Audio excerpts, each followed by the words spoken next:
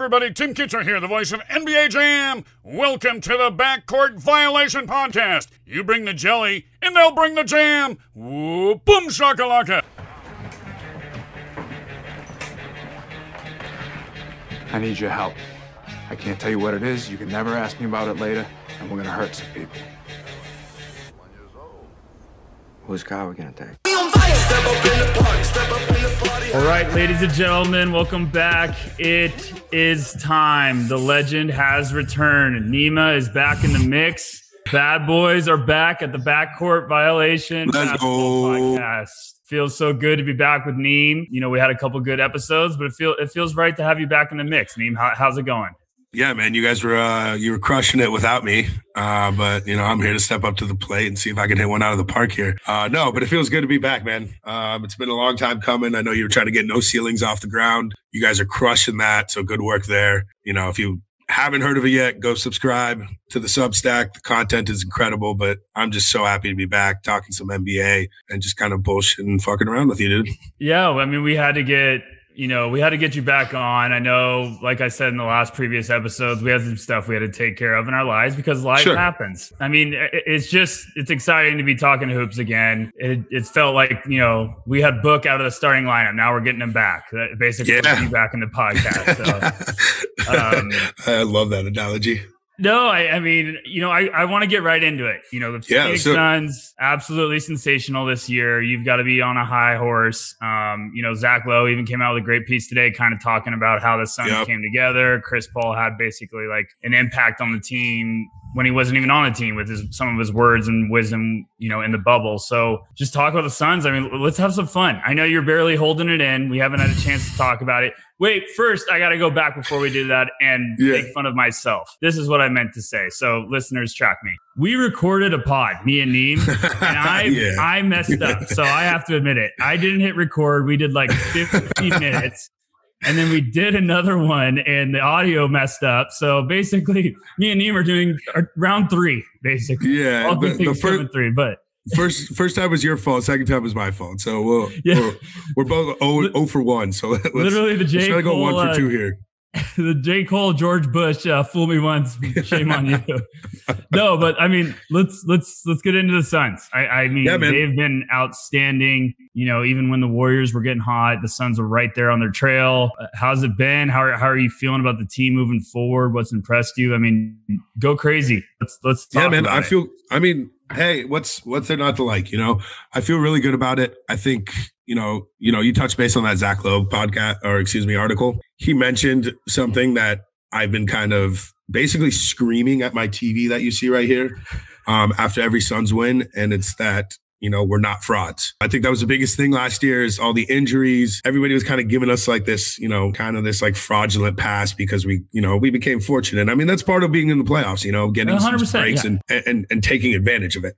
And I think, you know, now that we're still 30 games into the season and we have the best record in the league and we were missing our best player for the last 6 games or whatever it may be, you know, it's good, big to the rest of the league. So it feels nice in that sense. But no, you know, it's been kind of cool to see this team because, you know, believe it or not, I mean, you tell me, but it feels like these role players are getting better. Yeah, I feel like the narrative about teams get lucky and, you know, you get to the playoffs because of injuries. The injuries happen every damn year. I mean, we need to throw that out of the book because part of being an elite team in the NBA is having depth. The Suns had that. They proved it. Every team faces adversity. It's how you respond, how those players show up. Yeah. Phoenix was not, you know, I was shocked reading that article. And also, I had no idea Jarrett Jack was on the staff. So that shows you how in the loop I am right now. Well, he wasn't there last year. This is his first year, but yeah. Yeah. So, I mean, hearing his comment about, you know, there's a lot of people out there that think you guys deserve it. I mean, the Suns deserved it. They were a very impressive team. They earned their stripes last year. And I think you're seeing this year with, you know, guys like you're saying, Cam Johnson, Mike Hell's becoming one of the best defenders in the NBA. I mean, this team is built. This team is deep, you know, and I'm not surprised by their impressive start. Yeah, and I mean, to your point, I think that's the biggest thing is we are so deep, dude. I hated the Spurs growing up, but they remind me so much of the Spurs as a complete basketball team. Some of the possessions, and I don't know, we may be able to like retweet a couple of them because I saw them float down on Twitter with their, their passing in the half court. Yes. One of them ended in a miss. Yeah. One of them ended in a miss. One of them ended in a make. But like that kind of shit reminds me of when we used to play the Spurs and the ball would move 20 times before somebody shot the ball. And I think, that's a lot, to, Monty's maybe, I guess you could say, mentorship with Popovich or whatever you want to call it. So you're seeing that come forth with the Suns, and you saw how good those Spurs teams were, how they made noise in the playoffs, and how long they were good for. And I truly believe we're building something like that here in Phoenix. And to your point, like I said, I mean, the depth is everything, right? And that's going to be extremely key when it comes to the playoffs. Guys like JaVale McGee, we're seeing some regression out of Campaign. That's kind of expected. If you watch basketball, you should probably expect that from what he did last year. But he's coming around. Mikal Bridges is playing insane. Our boy, Cam motherfucking Johnson, has been hooping. If you guys remember, during the playoffs last year, we were screaming for the guy to get 20 minutes a game, and it's starting to happen. He's defending his ass off. The whole team screams at him if he doesn't shoot the ball. So everyone's got confidence in him. So I'm pretty excited where they're going, man. I don't think this is a fluke, and I think they got a good shot at the finals again. Yeah, it seemed like last year, it's always scary when that team gets that rapid success out of nowhere. And a lot of those teams that happens to are the young teams that, the next year are going to experience a little bit of a letdown. But with Phoenix, It was these veterans, Book, even I think in his last, post game was like, coach was like, don't take for granted being up 30 at home. And Book was like, that hit me because I've been on the other side of that for the majority of my career. And I think that's what you're seeing with this locker room. Me and you have talked about it before, like the JaVale McGee signing has been sensational. He just looks like he fits. Yep. I think the Landry Shamet move was strategic, and it's paid off. Like Cam and Bridges, they're just taking that next step. Didn't even mention Shamet. I mean, he hasn't been shooting the best as of late, but he's been such a crucial piece, especially when Booker went down. Gives us another sniper outside, just another big body that we can actually rely on as far as, from a shooting standpoint. Believe it or not, too, if you look at the stats, Booker's actually leading the team in field goal or 3-point percentage. That's shocking to me. Yeah. So if I'm the Suns, I'm like, wow, this is really good news, because obviously regression to the mean happens. So if Booker's your number one 3-point shooter right now, as from a percentage standpoint, you'd like to assume some of those other guys start creeping up again. And then you might, who knows, you might have clips everywhere at that point. So yeah, man, I really like what they're doing. And, obviously there was a huge debacle in the offseason. Sarver during the season, we won't talk about that. We don't talk about those. Yeah, we don't need to go down that road. No, yeah. We don't talk about Sarver, but I won't even go down that road. If I've had 10 cocktails, I don't want to go down that road. So ELE, everybody love everybody here. We're not going down the Sarver. Exactly. We don't need to discuss about that. Everybody knows who he is, but the whole Ayton not being paid thing, it's kind of one of those things where, obviously everybody was very upset when it happened. I'm not going to lie, I wasn't that upset. I remember you texting me basically every time he made a bucket, and I think you just texted me, pay Ayton, in all caps. So I got like 15 of those texts, every other night. I was texting you like I was his agent, and I was just like, take that every time he scored a layup. Like you were gonna get a cut from his contract. But no, I'm not gonna lie. I was on the boat, like, dude, like, because for me it was one of those things. It's like, what you get with Ayton in the playoffs. Like, we saw what we got, but for me as a Suns fan, it was always, what am I gonna get with DeAndre Ayton against the Charlotte Hornets on a Tuesday night? And they played him the other night, and he had like 15 in like 25 minutes. So he's clearly taking this contract stuff, taking it like, with like a chip on his shoulder. And I'm not worried. Guy's going to get his bag. He's going to be able to, he's from the Bahamas. He'll be able to buy a couple islands out there himself once the season is up. Has he impressed you this year, or do you think he's kind of? Oh man, I'm blown away, dude. I was blown away last offseason or postseason, excuse me. I'm just completely blown away by him. I used to be a hater. I used to have that pinned tweet. I know you remember. I don't know if everybody else does. For sure.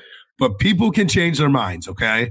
And people are allowed to, change their opinions. And, Ayton has done nothing but prove me wrong. I'm all on board, and catch me in downtown Phoenix with a poster campaigning for his All-Star this year.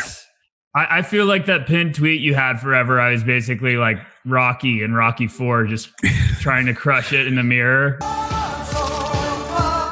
Well, to my credit, for a couple years, it was looking like a Hall of Fame tweet out of me. So yes, it was. Also, it was like involving Luka, so I couldn't hate it that much. No, I mean, do you think there's anything with this team that they have a weakness where, like, it's so hard when you're a team like the Suns, you're at the top of the mountain right now, right next to the Golden State Warriors. I think they're even in front of the Warriors right now, but it's hard to make a sizable move. I mean, do you think there's anything they kind of need to try to add? Do you think it's just a buyout market and you hope you get a lucky roll of the dice? Yeah, I mean, it sounds kind of not stupid, I guess, but like this is what they did last year. They got a guy like Torrey Craig. Right. So maybe something like that to help you kind of push in the playoffs. People forget Dario Saric is still looming. Yes, which is humongous. Yeah, he's a looming. Big addition. That's basically your buyout market right there. Right. Exactly. And a lot of people forget now, he might not come back in the regular season. He might be like a postseason guy, but he's still looming. He's a guy that can obviously help us down the stretch. Frank Kaminsky's been hurt. He's fresh off of career numbers when DA went out. Baby. But come on. Yeah. But yeah, I think, something along the lines of like a Torrey Craig or something like, just add some veteranship, but also maybe kind of give you that push in the playoffs could help. But I don't necessarily think if you need, based on the way they've been playing, I don't necessarily think they need a whole lot. I'm one of those, if it ain't broke, don't fix it. And I think what the Suns have right now, I mean, they look as good as anyone in the West. And I'm talking about even with the Warriors. I think the Warriors are obviously we're going to be watching with Clay coming back, but I think the Suns just are playing beautiful basketball. I mean, I saw that exact highlight you're talking about with the ball moving all the way around, and it's like, dude, that is a sign of a team maturing and trusting each other in a hurry. So, I mean, I think they're on the warpath, and it seems like a real chance. It doesn't even feel real. Well, it seems like there's a real chance that the West could go through Phoenix. If everything, I'm rooting for no injuries for anyone in the NBA, but it just... Yeah, I mean, life would be a lot better right now if there wasn't 300 guys in COVID protocols. Yeah, I think Silver just came out and said 90%. So, dude, that's crazy, bro. The number hit triple digits. Like, that's absurd. Have you been working on your jumper? I mean, we might get 10 days trending at this way. I'm telling you. If not in the NBA, we might get 10 days in the G League if they even do that. At this point, we might have to try out for a two-way.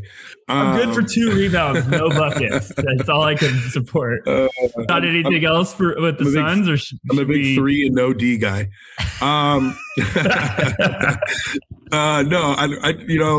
You mentioned the Warriors. One thing I want to mention is the rivalry that's kind of starting between the Warriors and the Suns is pretty cool. Warriors Twitter and Suns Twitter like absolutely hate each other. After every win, we either talk shit to them or they talk shit to us. And it was pretty, like everybody's calling each other crybabies and stuff. So I kind of like it. It's kind of spawning this new rivalry that could be for a couple years to come. And, we play Christmas. Hopefully COVID doesn't fuck that up. I will be in the building. Wow. That'll probably be this. Yeah. So that'll probably be the Grinch is entering. Check out the Grinch tree. I hate the Footprint Center. It's the worst updated name. I'll take that back.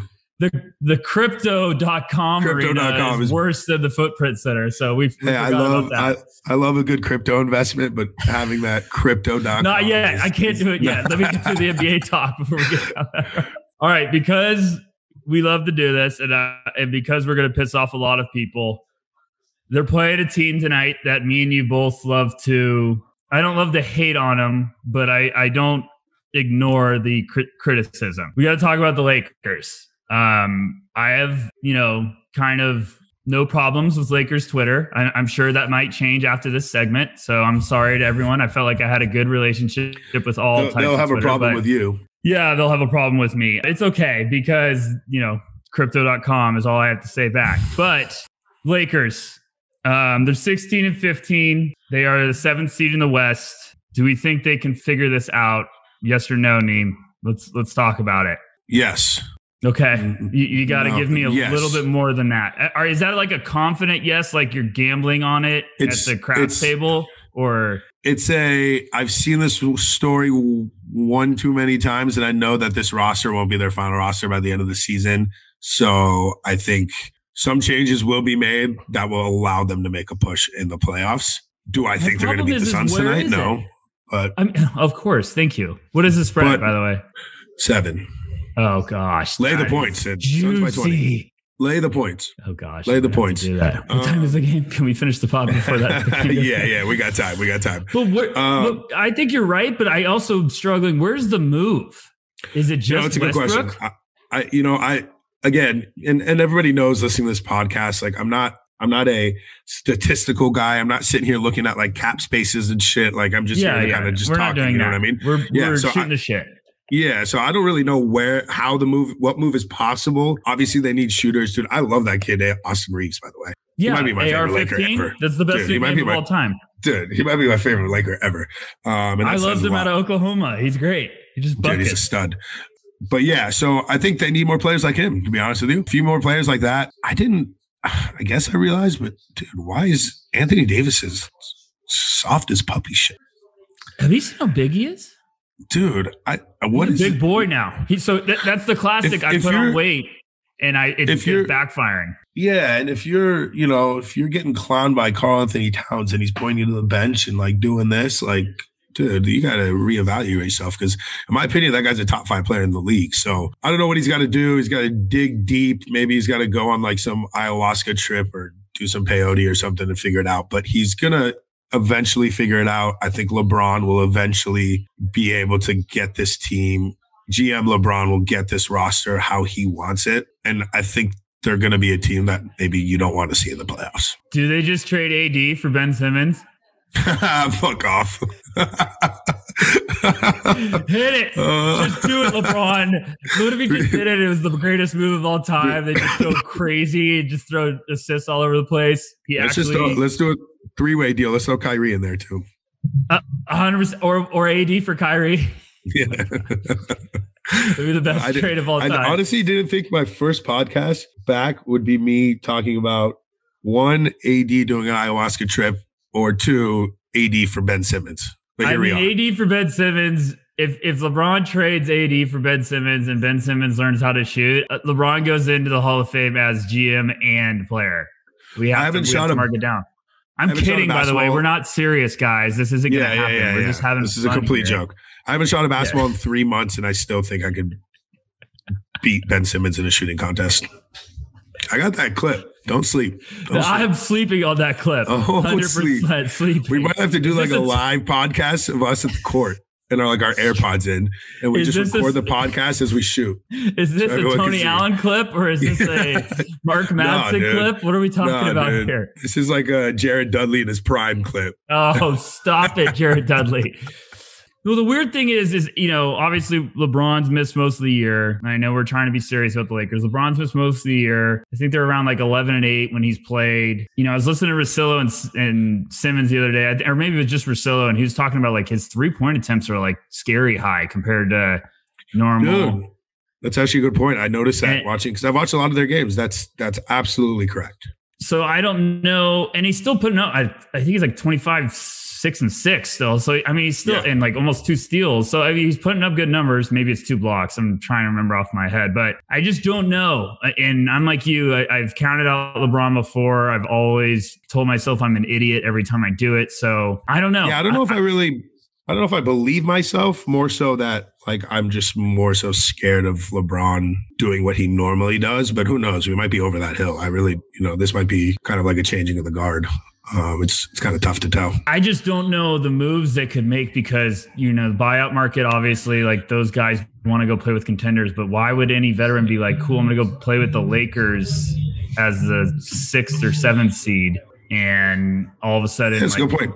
I don't know. I mean, why wouldn't you go play with the Suns? Why wouldn't you go try to play with the Warriors? I agree. And it doesn't, if you are one of those candidates, in the past, you'd be like, oh, I'm playing with LeBron. I'm playing with Anthony Davis, playing with Russell Westbrook, the 2 seed or 1 seed. now you kind of look at them and you're like, are they even having fun? Is it even, is it even something I want to be a part of? So I think maybe they have to change that rhetoric a little bit in order to maybe accomplish what they're trying to accomplish. Because it does kind of seem like, I don't know, that's not the vibe I'm getting from over there.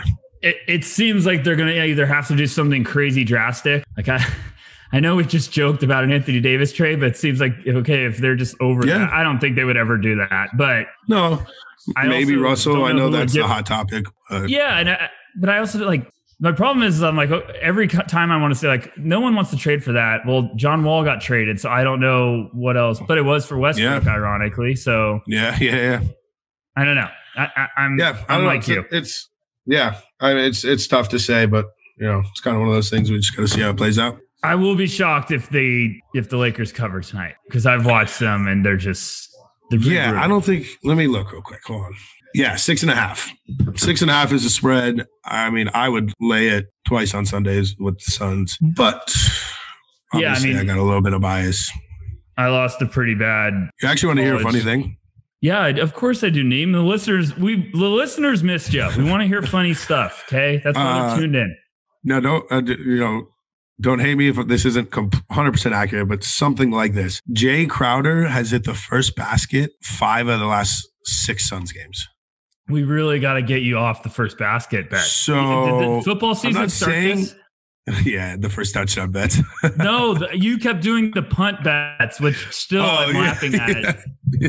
Neem would bet. Oh, you were here for that. Punting. Yes, it was the funniest thing ever. You just kept betting punts. And I was like, oh my gosh. Dude, it hit like 6 times in a row. Yeah. But yeah, so, do with that what you want. Jay Crowder, every time he touches the ball, he fires. So you probably get some good odds. If he hits one tonight and I don't, if it's a big number tonight, I might do it just so I could yell at you on a future. I got it. I mean, I haven't hit one yet because I haven't like touched it at all. It's just something that I saw someone tweet about on Twitter. I'm gonna definitely hop on board. Now, obviously, as soon as I do, it's gonna lose, but I can't wait. Of course, that's how it works. What do you think about the East? Let's go quick. We're not gonna go team by team, but because we gave the Lakers and Suns some Bucks or Nets spotlight. Yeah, I think the Nets are scary. It's pretty Kyrie thing's weird. Go ahead. Sorry, my dog is chewing on my chair. For those that don't know, Neem's dog's name is Juice. And that is a gambling term, so you should know how much of a sicko he is. Yeah, he's gonna run away from me if I try to grab him, but you guys will see him one day. You're talking about the Bucks and Nets. Yeah, man. I think I think it's so I don't like to be the obvious guy. I like to go against the grain, but it's hard for me to bet against either one of those teams. The Kyrie thing's weird.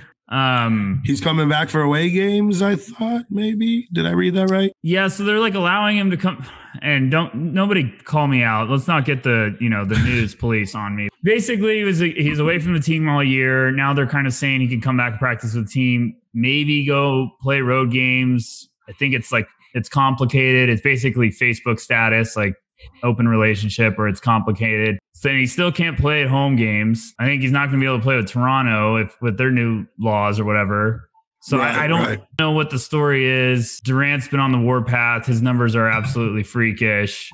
I just don't know what the deal is with Kyrie. I don't know if they're trying to get him back to trade him. I doubt that. I mean, who would trade for him? No offense to the Kyrie stands out there. An unbelievable player. It's just, given his antics, it's pretty tough. I will say, if I had to pick a sleeper, I'm going to make a pretty bold call right now. I don't know if it's that bold, actually, given the records.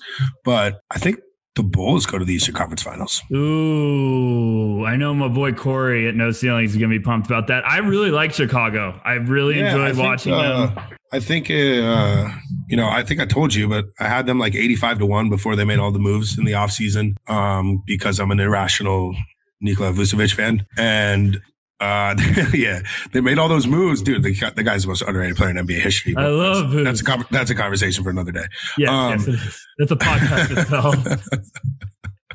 No, but I'm with you. I really like Chicago. Yeah. I mean, they're fun. They play feisty. They're up tempo. Alonzo's coming into form with his jumper. Like, they have. Obviously, Levine, DeMar, the mid-range god, is just, giving the middle finger to every analytics guy in the world and just dominating. So I really like the way that team's trending. Billy Donovan's a solid coach. So, yeah, I'm going to say that the Bulls make it to the Eastern Conference Finals. I also like teams that face adversity and kind of show their you learn a lot about them. And the Bulls have just been massacred by this COVID swing. Crushed. And they've still kind of kept their momentum up near towards the top. I think they might be in second or third place right now. So yeah, I'm with you. I think Chicago, what Lonzo's doing this year, it's so awesome to see him having fun out there. Levine looks like he's just this is awesome. I have guys that can get buckets all around me now. They're kind of playground type ball. You know what I mean? They're all just having fun out there, and they're all really, really talented. So I really like the way they're going, and they're pretty deep too. So I think, that might be a call. But I'll tell you, man, I don't know about you, but we've gone 30 games, and I haven't heard one thing about the Milwaukee Bucks. So before I go to that. Am I wrong? Before I go to that, I have one last funny thing about the Bulls because I do want to talk about the Bucks. Did you see Benny the Bulls thing when they were playing the Lakers? Oh. He held up a big sign. The Caruso thing. Oh my gosh, I was laughing so damn hard. Caruso even commented, he's like, Benny, you're wild, man. I'll put that up for every listener. If you guys didn't see that, that's unbelievable. Yeah, that was really, really good. Benny the Bull is one of the GOAT mascots. Milwaukee. That Caruso pick is huge. Yeah, Milwaukee. I love Caruso there. Yeah. Milwaukee, we have to talk about Milwaukee because I am the exact same way as you. I feel no one's been talking about them. They got some bad injuries to start the year. Middleton was out for a while. Giannis was basically everybody get on my back. I'm going to do everything in my power. He was putting up terrifying numbers. And then they got everyone back and they just skyrocketed. They just went on a charge, rattled off 8 straight. I think then they had to deal with a couple more nagging injuries. They seem like they're just kind of almost hiding in the weeds. I think they're going to be a problem. Grayson Allen, Jordan Nwora, DiVincenzo, if he ever comes back. I mean, I think Milwaukee's firing up. I mean, nobody likes the kid, unfortunately. I mean, I'm starting to come around on him just because of his antics on the court. But Grayson Allen has improved drastically. Yeah, I couldn't figure out that trade. And then when they did it, I was like, what are they doing? And then they gave him an extension, I want to say early. Yeah. I might be wrong, but I'm like you. Go ahead. No, I was just saying that I've just been watching him play, and he's truly been remarkable, man. He's actually a full asset on the court when, if you ask me in the offseason, I'm telling you that kid's out of the league in 2 years. So I think, he's shouts to him. That's an incredible turnaround. He's clearly working on his game really hard. Yeah, man, he's one of those guys. You can't leave him open anymore. Yeah, it's that dream of getting to a new place, and he got traded to Milwaukee, and all of a sudden it's just unlocked Pandora's box with his game. So I'm like you, all of a sudden if he's firing, if Nwora, they're giving him some valuable playing time right now. You get DiVincenzo back in the mix, all of a sudden you can look up and the Bucks are ready to roll. I mean, Boogie Cousins is there now. I mean, you don't know, this team's all of a sudden going to have some nice pieces, and if they get a buyout guy. So I mean, I'm like you, no one's really talking about the Bucks. Giannis just keeps doing freaky stuff like always. Yeah. I think they're going to be – I think everyone's drinking the Nets Kool-Aid, and I think the Bucks are going to be that team that just starts heating up and getting healthy towards the end of the year, and no one wants to play the Bucks. It's going to be one of those oh shit moments in the playoffs when everyone's like, oh damn, they never left. Yeah, the Bucks are back. Yeah, they're just going to get. They're ready to go. They're going to get Bobby. They're going to get Bobby Portis 2.0 2 months before the playoffs, and then next thing you know, they're going to the finals again. So yeah. So don't sleep on them. They will be there. If you had to say right now, give me your. This is just out of nowhere. If you had to say it right now, what is your Western Conference, Eastern Conference finals? I know, putting you on the spot. I'm putting you on the spot. I thought of this off the top of my head, so I'll just keep rambling right now to give you a couple. Suns, Warriors, Bucks, Bulls.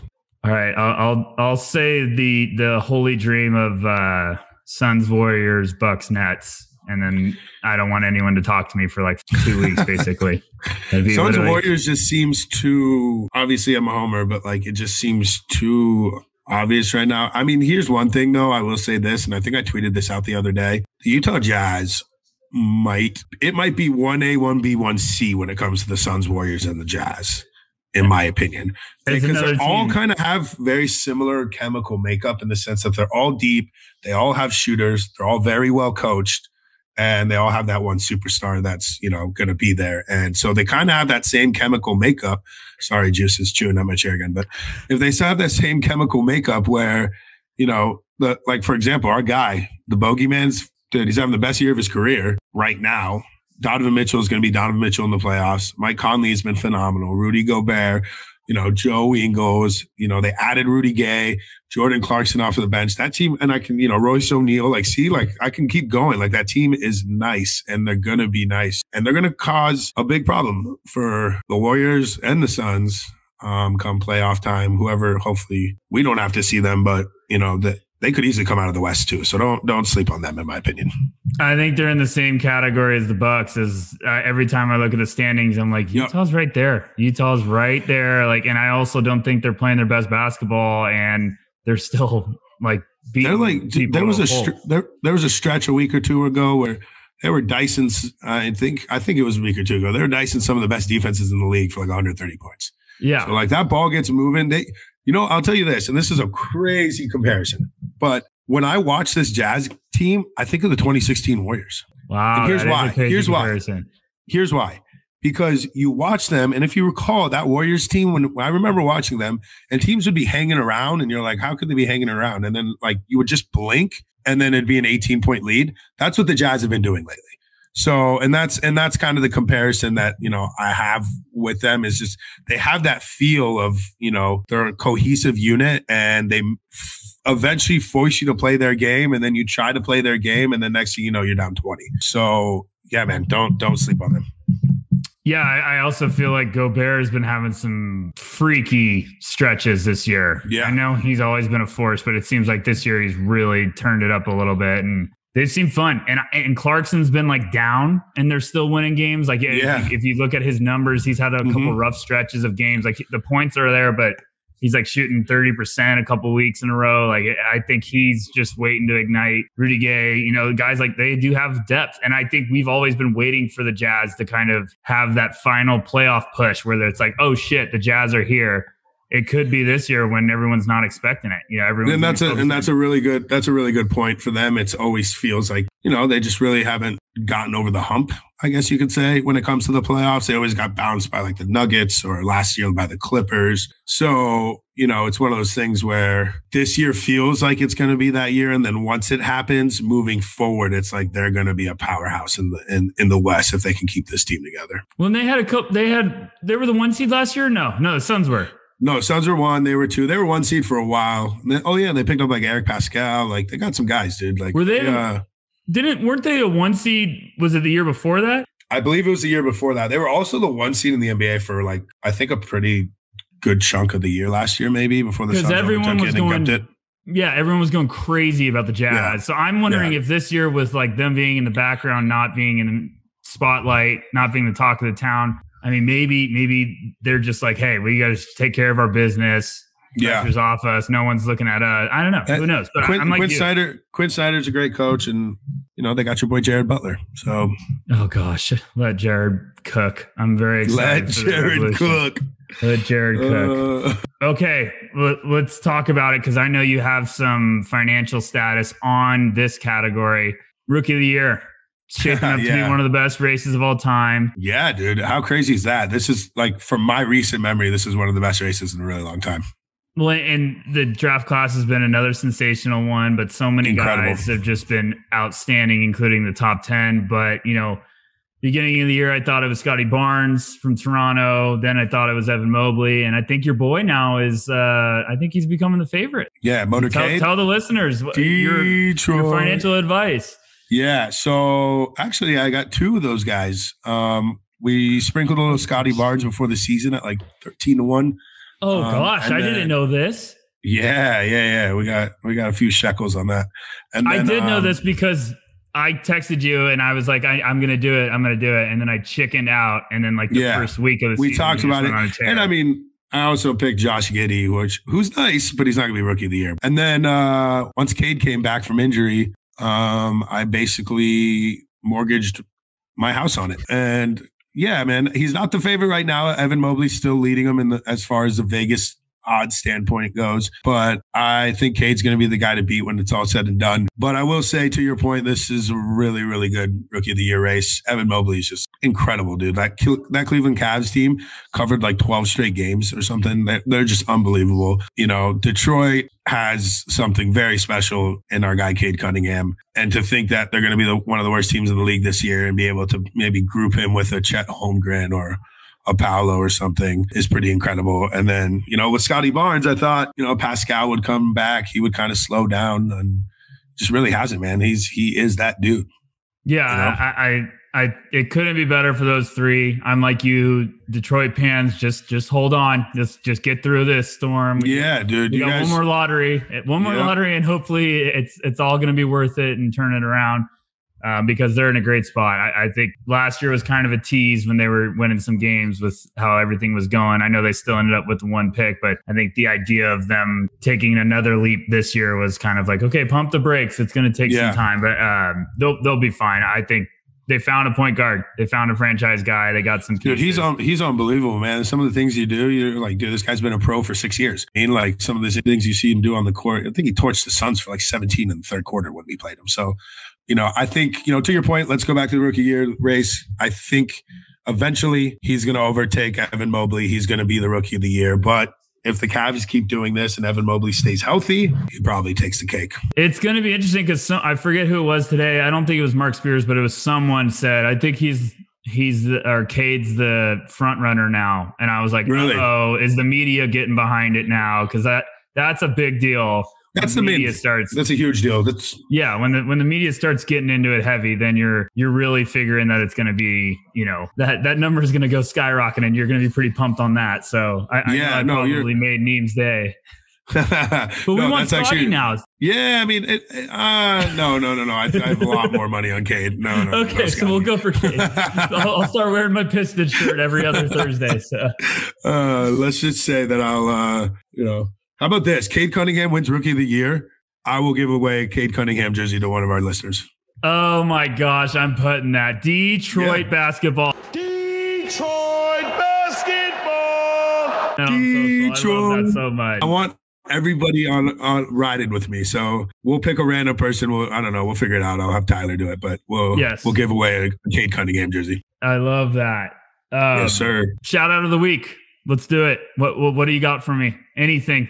Oh, man. NBA, college, I don't care. How about that? Did you see that clip of DeMarcus Cousins signing that stuff for that guy? So, I don't know. I think it might have been like a joke. Like the guy was like joking. Like he might have been like some YouTuber or TikToker. But I think he was boys with them. I'm not that cool or not that in with the social guys. But yeah, I don't know. I think I saw something, but I just loved Boogie, like, because the employee working at the stadium was like trying to like interrupt him. And he's like, let me sign his jersey. You're taking your job too damn serious. Like, back off. So that was pretty cool. So shout out to Boogie for whether it was a fan or not, you know, for telling it how it is and getting someone's jersey signed. They need security in the world, Craig. Top flight. Top flight security in the world, Craig. My shout out of the week's Dejounte Murray on an absolute tear lately with the San Antonio Spurs. I couldn't be more proud. I love Dejounte. Just been fantastic. I love how, you know, of course it's awesome to pay attention to the CP3s and the Steph Currys, but I like when the young guys start to find their groove. So Murray's almost averaging a triple-double in his last 5 games. He's just been on a warpath. So Spurs fans, be patient. Better days are ahead. He's you know, I have that list of players outside of the Suns, like Shai Gilgeous, Nikola Vucevic. Dejounte Murray's on that list. He's unbelievable. I think I tweeted like a few years back. I was like, I would do unspoken things to have Dejounte Murray on the Suns. So I'm glad to see him finally coming to fruition and coming into his own. They're going to do it right. Love that shout out. Yeah, thank you. I appreciate that. I feel pretty good about it too. Yeah, I'll probably sleep good tonight. All right, we do a little segment with Neem sometimes that's out of bounds, where we pretty much we get a second to talk about anything we want. It doesn't have to be basketball. We can just kind of throw it out. I have to start out because I have to call out Neem. In case you guys don't know Neem's, you know, closely on social, you need to follow him. Neem, what's your handle? Neem Azim. Oh yeah, I'll have it on the bottom of the screen. We'll put it down on the screen. Yeah. Yep. Neem, what's going on, bud? You got one of those NFT profile photos. We haven't talked about this. I'm comfortable. What are you talking about? I haven't brought it up at all. I just need to kind of call you out. What's going on? I keep seeing all this. I'm just confused. I know our boy Mike is kind of doing it with you, so like I have to call out Mike too. What are you guys doing? What are you guys up to? Yeah, so we brought this up. I hope Evanchek's listening to this so much. I'm going to send him this. We invested in this, this NFT. It's called Rumble Gongs. It's actually pretty cool. I'm not going to take too much time to show it, but basically it's a bunch of Donkey Kong looking guys.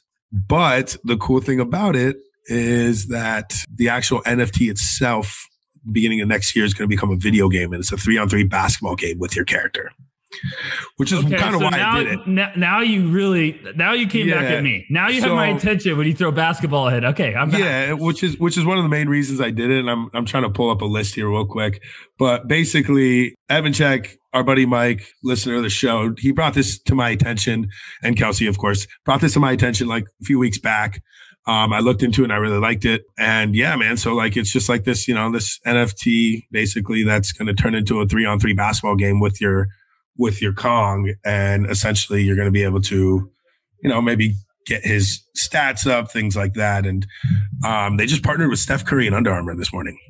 So that was your GM text or tweet. So that's why you'll see my profile pic being, I've gone full NFT douche. I'm sorry about it, but it is what it is. So I'm pretty excited about it. If you want to know more, reach out, DM me. I'll talk to you about it. But yeah, pretty stoked. So basically you and Steph are boys now? Is that what you're telling me? Here's the list I was going to bring up. Listen to these names: Iguodala, Wiggins, Damian Lee, Gary Payton, Steph Curry, Paul George, Malik Beasley, Josh Hart, Cole Anthony, JaVale McGee, Tyrese Halliburton, and Hassan Whiteside, all part of the crew.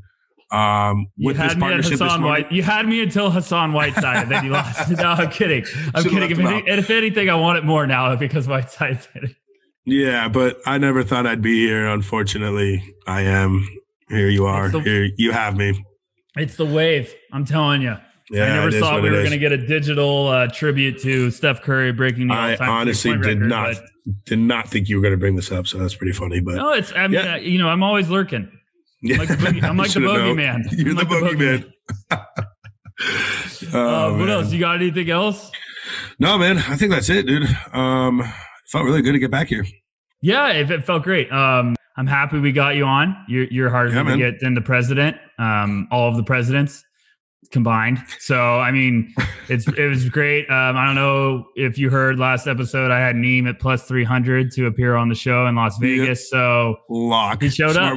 Smart money came in on yes. Yes. A lot of people bet that. And, I even got a call this morning from Nick, who's going to be doing the pod with us in a month. And he said, I heard Neem's plus 300. Should I be betting that? And I was like, yes, you should be betting it. Right. So, for myself, it was so great to get Neem back. I'm really excited for where we're going with season 2. It's going to be a lot more episodes, a lot more guests. We're not going anywhere. We're not going anywhere. We had a rough rookie year. Now the sophomore leap is happening. So for everyone, please subscribe to the Backcourt Violation, the basketball podcast episode. Give us a review. Hopefully it's 5 stars, or else Neem's going to give you an NFT. Also no ceiling. Sounds wrong. Yeah, I did.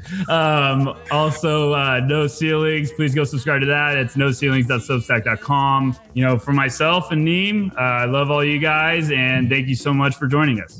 Glad to be back. Love you guys. See you soon. The pilot washed his hands and sealed his face.